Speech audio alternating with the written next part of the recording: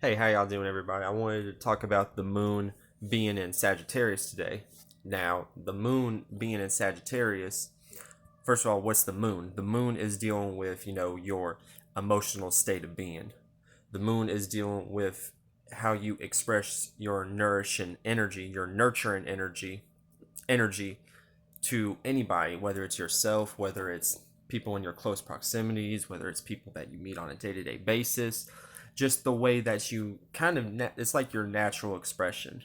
It's like a way that you like the way that you move that you don't really think about. You just do this all the time, and you know what I'm saying, it's very subconscious because the moon rules the subconscious energy period, because the moon also deals with memories and your memory system, because the moon is like that emotional energy that you have from these experiences. The feeling of these experiences is what lasts with you forever, which is what keeps it as memory.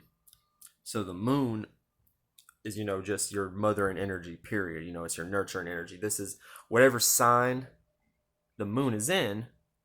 This will dictate your comfort zones in a lot of different ways too, and like the way that you move about in order to like be comfortable. Maybe you subconsciously just do this energy in order to like be comfortable so that people won't look at you or judge you in a certain way, or you just, it maybe not you have maybe not has to do anything with that, but just the way that you move period, subconsciously.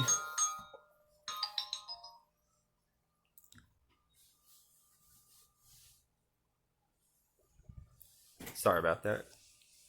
Now, when it comes to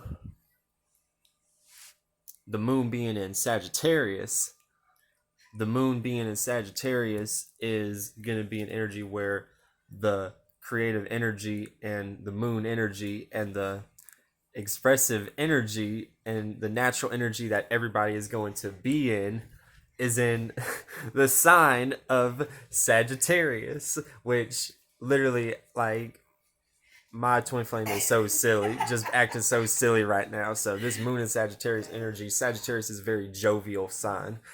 Sagittarius is a very expansive, it's very expressive, and it's also very much it's very much an energy where and it's very much an energy where people are able to emotionally express themselves when it comes to, the knowledge that they've gained too, because Sagittarius is dealing with knowledge that you've been able to obtain throughout your years of travel and your years of study, but now you're able to actually teach this to other people. Now you actually have developed a way, because fire is dealing with expression, and then this is mutable fire. So mutable is like changing up, or it's multiple different variations.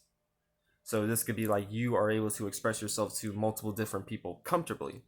And then the moon, which is our comfort zones, this is our natural comfort zone right now, is to actually be able to express ourselves in a very fiery way comfortably.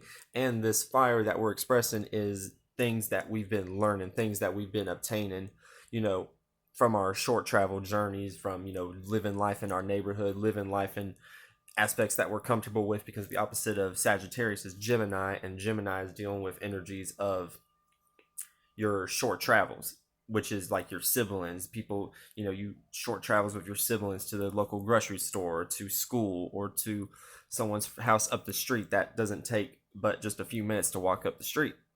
So, Sagittarius, this is dealing with expressing things from that time. And then also the opposite of short journeys would be, pardon me, would be traveling, like broad distance traveling, like traveling from state to state, traveling from country to country, even maybe traveling to like the other side of town. You know what I'm saying? Just something that you're not 100% familiar with. 1 second, y'all. Something that you're not 100% familiar with. So Sagittarius is right next to the sign of Scorpio in the eighth house, which that is dealing with energies of the unseen and things that are behind closed doors, or things that are in your closet or underneath your bed. So that means that this is a aspect of things that are unknown, but it's not just like keeping it a secret or wanting to hide from it, but actually wanting to experience it, because Sagittarius rules the ninth house, which is dealing with the sign and the house of experiences, of long distance travels, of philosophy, of higher learning, of even higher laws, like universal laws, because the constellation of Sagittarius is in the galactic center, so that's just dealing with the universe, period. And I might have to make a part two because this thing is saying that it's reaching its limits. So in the nutshell, the moon in Sagittarius is going to be how we emotionally deal with our wisdom and how we emotionally express that. And even also, this is also a good time to travel